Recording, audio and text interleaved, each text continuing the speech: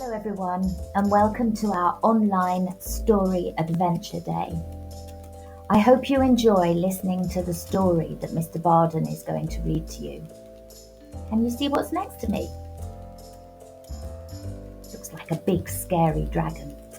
Listen to the story and see if he is as big and scary as he looks.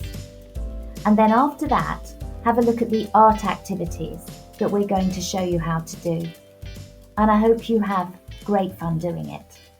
Bye-bye for now. Hello everyone, so today we're going to be reading George and the Dragon.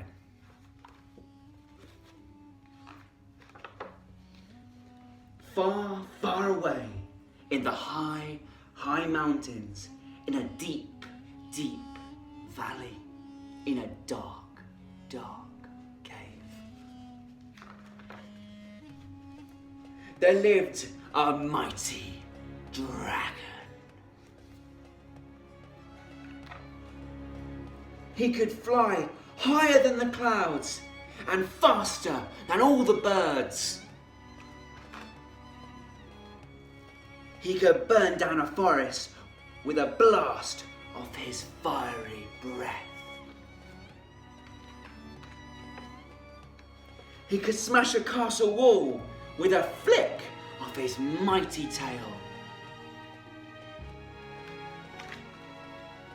And he could brush away an army with a sweep of his monstrous wing.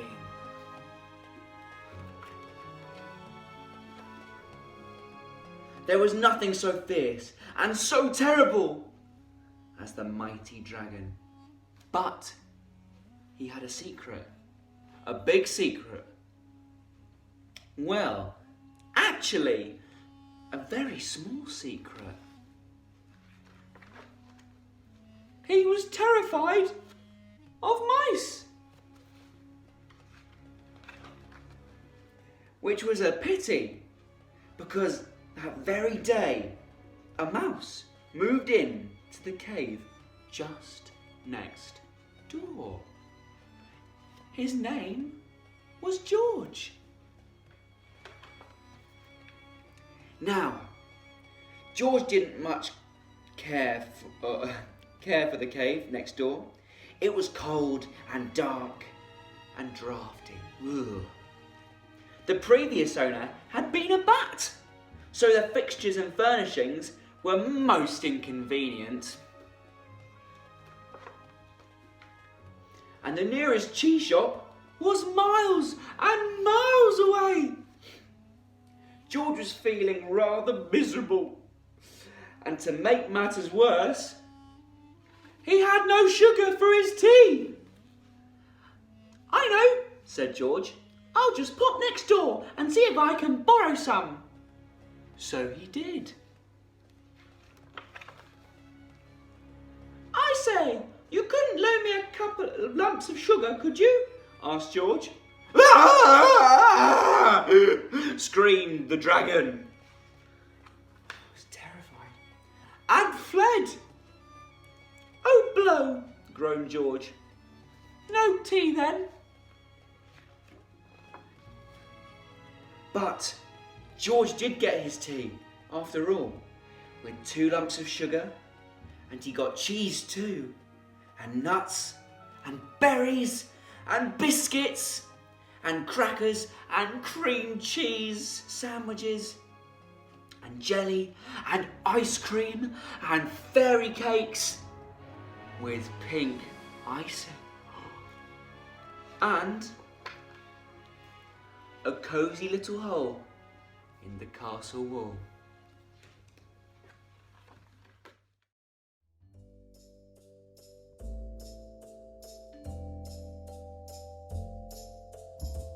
Hello again. So, our first art activity is to decorate a picture of a dragon. This dragon is much friendlier looking than the dragon in the story.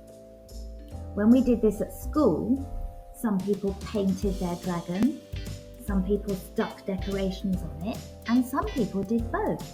Now here's one of the teachers did. Painted it, and She's gone over the lines with a black pen and decorated it with gold glitter. You can hang it or stick it on your wall. We've used a googly eye here as well so that he can keep watch for his prey. Hope you enjoy that one.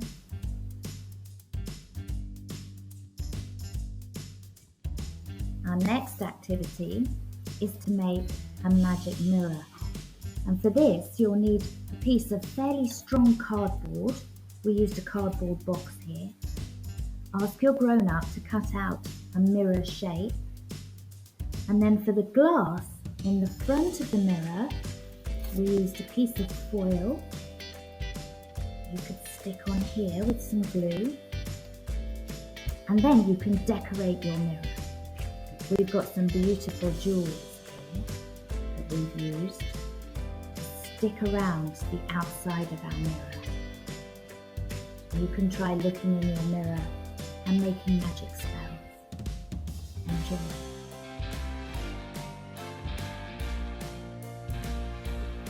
Activity number 3 is to make a nice lance. This is going to be my lance. I've used a long cardboard tube that came in the middle of some wrapping paper. Or you could stick some toilet rolls together and use those. Or you could get a big piece of cardboard and roll it into a cylinder. And this one we've painted silver. Now a lance is used for jousting.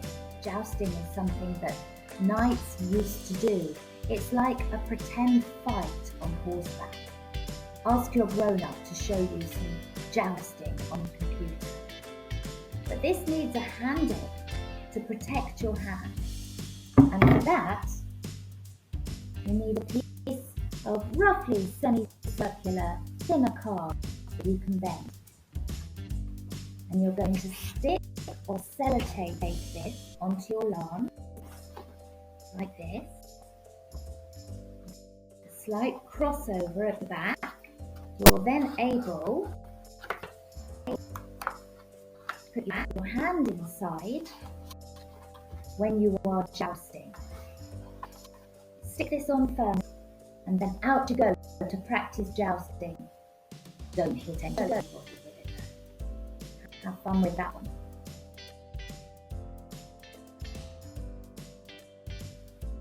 Our last activity is to make a dragon's egg. Now none of us know really what dragon's eggs look like, do we? But I think they might look something like this. Covered in jewels and decorations. To make this, I used a piece of foil. Foil is very easy to scrunch up into different shapes. Make this into a round shape or an egg shape. This is going to be a tiny little dragon's egg. There we are. So I've got my round or my egg shape. Then I'm going to use some Play-Doh. You could use air drying clay or salt dough. Let me move my camera so you can see what I'm doing. I'm making this Play-Doh nice and flat.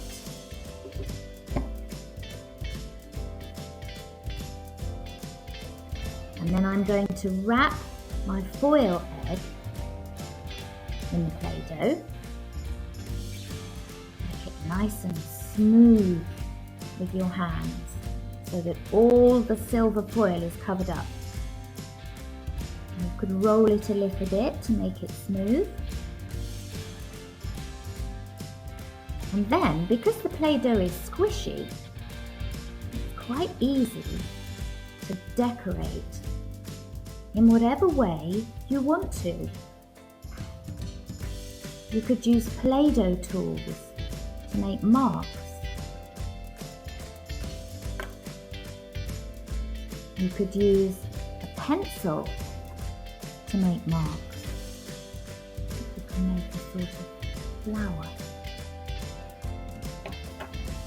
Or you could use some sparkly things and stick them in. I've got some jewels here. I need a little one because this is a little egg. Here's a little jewel. And you can just stick it into the paper. And I've got some sparkly flowers. I can stick those on. I think a dragon's egg should be very richly decorated, don't you? And then you can leave your dragon's egg out overnight to dry off. There's the bigger one. There's the smaller one. Well, I hope you enjoyed our story, and I hope you enjoy the art and craft. And we look forward to seeing you back here at Skipper's for our next Story Adventure Day. Bye-bye for now.